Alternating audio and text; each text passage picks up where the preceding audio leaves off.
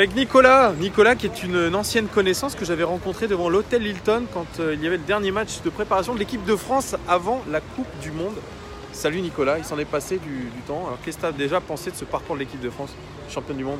Je me souviens que tu m'avais annoncé une équipe de France éliminée au premier tour, surtout. Donc je pense que ça prime sur tout le reste. Non, c'était un beau parcours, une belle Coupe du Monde. Je suis pas vraiment fan des critiques sur le jeu de l'équipe de France. Quand c'est l'Italie qui gagne comme ça, quand c'est Genesio, t'adores aussi toi? Non, mais on va en reparler, mais Genesio, je suis pas fan, mais je critique pas non plus. Mais pour revenir sur l'équipe de France, voilà, quand c'est l'Italie qui gagne comme ça, on dit que c'est le jeu à l'italienne, et quand c'est la France, monsieur Riolo et consorts, il faut critiquer pour le fond de commerce. Bon, on s'en fout, nous, de ces consultants. Nous, ce qui nous intéresse, c'est la vie des supporters, des vrais. Toi, tu es un vrai supporter de l'Olympique Lyonnais. Et on est devant le Nissan Football Lab et c'est la présentation de la Ligue des Champions à Lyon. C'est l'opportunité pour tous les supporters lyonnais de voir en chair et en acier, ou en acier tout simplement, le trophée de la Ligue des Champions. Alors, ça te fait quoi toi de pouvoir voir ce trophée de plus près? J'ai des regrets parce qu'à vrai dire, je me dis qu'on aurait pu le voir dans les mains de nos joueurs il y a peut-être 10 ans. J'ai appris là il y a quelques minutes. C'est ça, 2010 en demi-finale contre Bayern. Puis même, je pense même plutôt aux années un peu antérieures, parce que 2010, bon, c'était un parcours un petit peu, on va dire, chanceux. Mais je pense surtout aux années 2005, 2008, Eindhoven, Milan AC. Voilà, Milan AC, ça fait mal. C'était d'ailleurs Florent Malouda qui sera là pour. Bah oui, j'ai appris ça. J'ai appris ça. Et il aurait dû la soulever, Florent Malouda. Il aurait dû la soulever. C'était en 2005-2006. C'était avec une énorme équipe lyonnaise, peut-être la meilleure de tous les temps. C'est ça. Il y avait du Juninho, du Malouda, du Fred, du Chris, du Cassapa. C'était la belle époque, ouais. Il y avait penalty sur Nilmar avec la VAR. Oh là là là. Avec la VAR, on aurait été en demi-finale. Tu remues le couteau dans la plaie. Ouais, je sais bien, mais bon, on y pense encore. Bref, voilà, alors la Ligue des Champions. Qu'est-ce que tu penses du parcours pour l'instant de l'OL, qui est premier de son groupe? Le premier match contre Manchester City, c'était le match qu'on adore, c'est-à-dire le match où on ne touche pas le ballon, où on joue en contre, un match parfait notamment pour un joueur comme Maxwell Cornet, où on ne lui demande pas forcément de taquiner le cuir, mais plutôt de courir, et c'est ce qu'il sait faire, et il l'a très bien fait, c'est pour ça qu'on a gagné, en partie. Et puis bon, le second match un peu difficile à juger, un match sans spectateurs, ça joue forcément dans les têtes et même dans les jambes, je pense. Et voilà, avec une dernière demi-heure un peu folle. Un match de Ligue des Champions, je pense, même s'il n'y avait pas de supporters, voilà, ça aurait pu donner encore un peu plus de liant au match. Mais voilà, un bon parcours pour le moment, on est à 4 points, on est premier, on va voir ce que va donner cette double confrontation contre Hoffenheim. T'es optimiste ou pas? Je suis optimiste, ouais, parce que... même sans Fekir? Même sans Fekir, je pense qu'on a les qualités pour prendre au moins 4 points sur cette double rencontre. Et puis, qui nous assurerait une qualification surtout. Qui nous mettrait en bonne position, disons. Et ouais, je suis confiant. Je suis plus confiant dans les matchs de Ligue des Champions que dans des matchs de Ligue 1 à domicile. La Ligue 1, c'est pour l'instant pas la panacée. C'est complexe. Toujours le même départ. Toujours le même problème. Surtout, c'est vrai que moi on en avait parlé lors de ma première vidéo, je suis pas un anti-Genesio, mais il faut admettre qu'on a un problème contre les équipes contre lesquelles il faut faire du jeu. Et ça, c'est un problème qu'on a depuis 3 ans minimum et qu'on n'arrive pas à régler. Donc ça devient Selon toi, ça vient d'où ça? Comment? Ça vient d'où, toi?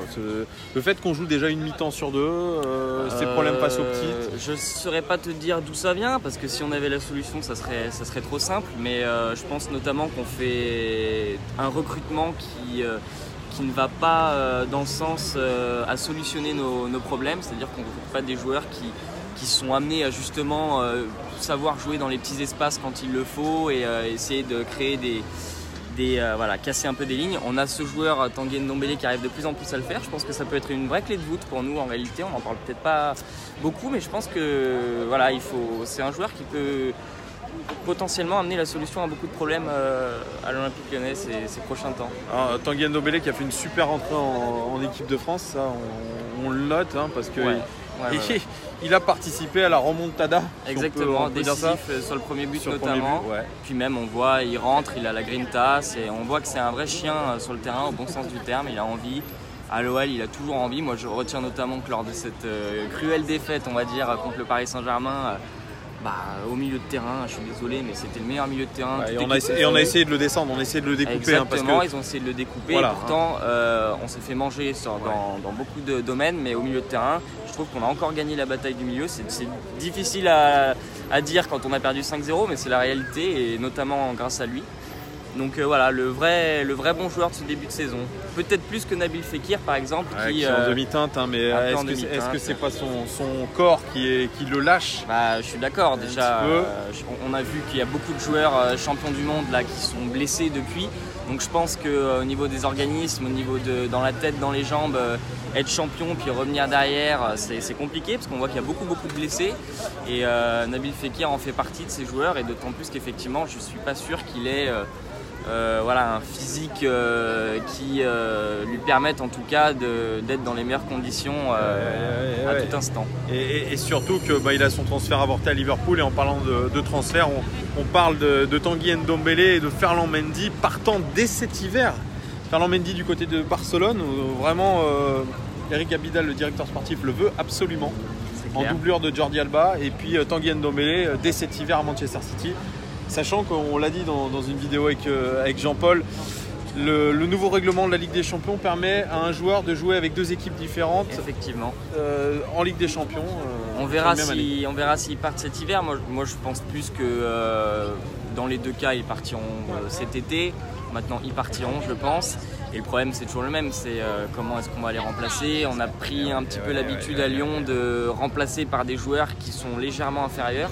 Je pense notamment à Moussa Dembélé. Tout le monde dit que c'est un gros investissement. Toi t'es pas fan. C'est un bon, c'est un bon joueur, mais on avait Mariano l'année passée. Pour moi, Mariano c'est supérieur à Moussa Dembélé. C'est supérieur toi pour toi? Pour moi, Mariano, pour moi c'est pas forcément techniquement, mais dans la grinta, dans la façon de jouer, même si Moussa Dembélé est un très bon joueur, je trouve. Je n'ai pas l'impression qu'on ait forcément gagné au change. On a récupéré peut-être quelques millions en plus. Par rapport entre la différence entre la vente de Mariano et l'achat de Dembélé, mais sur le plan sportif, je suis pas sûr qu'on ait gagné de ce point de vue-là. On attend les 2 folies, on avait attendu 2 folies, voilà. C'est peut-être un petit peu, c'est des bons joueurs, mais c'est peut-être pas encore suffisant. Alors Ruben Dias, apparemment, selon Diogo, on serait de retour sur la piste Ruben Dias dès cet hiver aussi. Pourquoi pas? Moi je trouve que pour le moment Jason Denayer c'est plutôt un bon investissement globalement, même s'il n'est pas non plus... Alors pour avoir revu le match face au Paris Saint-Germain, parce que je l'ai analysé à chaud, bien évidemment, je l'ai fait dans les commentaires, mais on peut voir que Denayer il était complètement à la rue sur les transitions défensives, complètement à la rue. On parlait souvent de Morel comme un joueur pas terrible au niveau de la relance, pas terrible au niveau défensif. Et bien c'était peut-être lui contre le PSG, le taulier de la défense lyonnaise. Le problème c'est que je pense qu'en défense centrale, plus que partout ailleurs sur le terrain, on joue pas à 1, on joue à 2, et si on n'a pas une ossature de 2 défenseurs centraux qui jouent tout le temps ensemble et qui se complètent et qui se comprennent, c'est compliqué. Or depuis que Denayer est arrivé, on a eu du Marcelo Denayer, on a eu du Denayer Morel, on a eu du Marcelo Morel. Donc c'est compliqué, d'autant plus que Denayer il a à côté de lui un joueur titulaire quand même qui est Marcelo, qui un jour est très bon, l'autre est très mauvais, donc c'est pas facile. Donc voilà, je pense qu'en défense centrale il faut vraiment avoir 2 joueurs qui sont vraiment complémentaires, et pour le moment on n'a pas réussi à trouver une complémentarité entre 2 joueurs, donc forcément individuellement après c'est plus compliqué.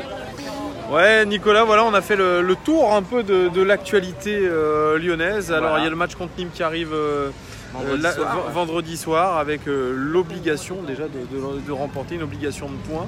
Et puis un truc qui va être intéressant aussi, un événement intéressant, c'est la présence de Bruno Genesio au Canal Football Club, qui va répondre aux questions de Pierre Ménès, etc. Ça va être sympa aussi. Et bah tu me l'apprends, je te pas au courant. Voilà, je te l'apprends. Voilà Nicolas, merci beaucoup pour toutes tes analyses, et puis à très vite. À très vite, merci beaucoup.